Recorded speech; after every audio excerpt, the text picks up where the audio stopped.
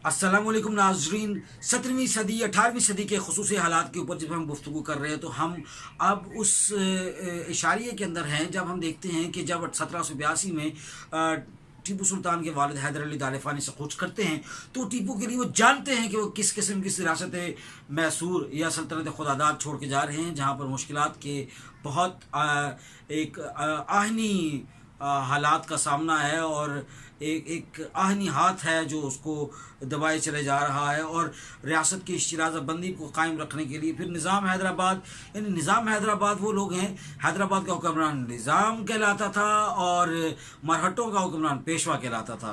तो ये बड़ी दो ताकतें थी साथ में, और फिर तीसरी ताकत जहाँ पे ईस्ट इंडिया कंपनी मिल गई। तो ये इत्तेहाद था जो आप आगे तारीख़ में पढ़ते रहेंगे, सुनते रहेंगे, देखते रहेंगे। तो इन तीनों ने रियासत महदूद वसाइल हैं जो रियासत मैसूर की उसको मसदूद करने के लिए तमाम कोशिशें की। उधर जब टीपू के पास इख्तियार आता है तो दायरे और ज़माम हुकूमत टीपू के पास आती है और उस वक्त तक कंपनी का इख्तियार बहार शुमाल में बिहार और उड़ीसा के वसी साहिलों तक और वसी इलाक़ों तक पहुँचा हुआ है।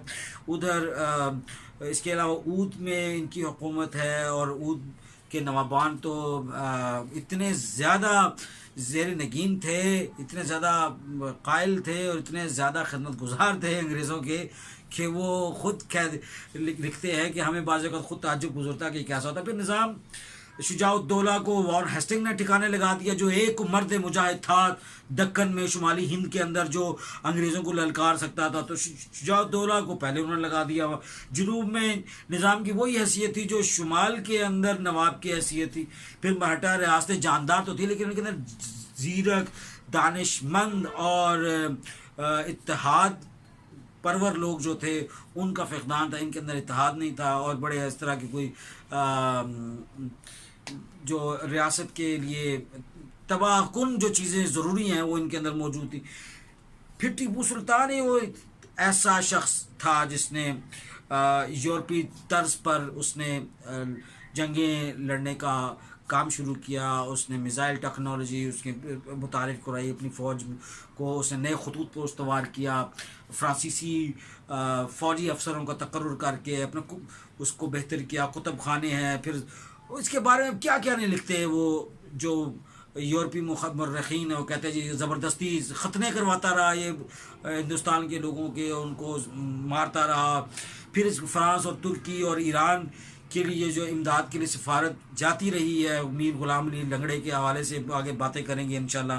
फिर वो भी किस तरह मुनाफिकत कर और किस तरह से दरमियान में से चीज़ें उचक ली जाती हैं। और फिर उस वक्त का जो मवासलाती निज़ाम भी बड़ा ख़राब था। बरतानिया को अमरीका की जंग आज़ादी में शिकस्त हुई।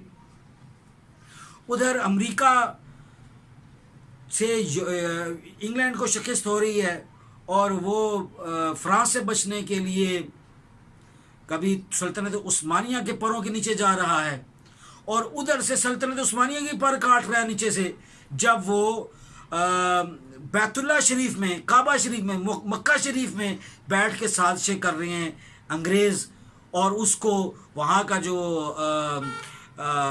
शरीफ खाना काबा है, मुतवल्ली है, उसको सल्तनत उस्मानिया से काटने की कोशिश कर रहे हैं कि जितनी जड़ों से कटें और उनको बगावत पे उकसा रहे हैं। यानी इधर से सल्तनत उस्मानिया के परों के नीचे घुसे हुए फ्रांसीसियों के डर से, और उधर जनाब वो मामला है और उधर से मार खा के आए हुए हैं। उधर ये आप के सामने जो चीज़ें आ रही हैं तो इससे फिर हम अंदाज़ा लगाएंगे कि वो कौन से गवर्नर जनरल थे जो जनाब अमेरिका से मार खा के आए और जिनको फिर आके बरसगीर में लगाया गया, और उधर क्या चल रहा था और इधर क्या चल रहा था, और ज़मान शाह अफ़गानिस्तान में क्या कर रहा था, और सुल्तान सलीम की ने सफ़ारत खाली के साथ क्या किया, और ग़ुलाम अली लंगड़े ने क्या किया जो सफ़ारत लेके गया 9 महीने। वो क्यों अब सल्तनत उस्मानिया के दरबार में बारियाबी के लिए इंतज़ार करता रहा। इसके लिए इंशाल्लाह दोबारा निशस्त में हाज़िर होंगे। तब तक इजाज़त दीजिए। अल्लाह।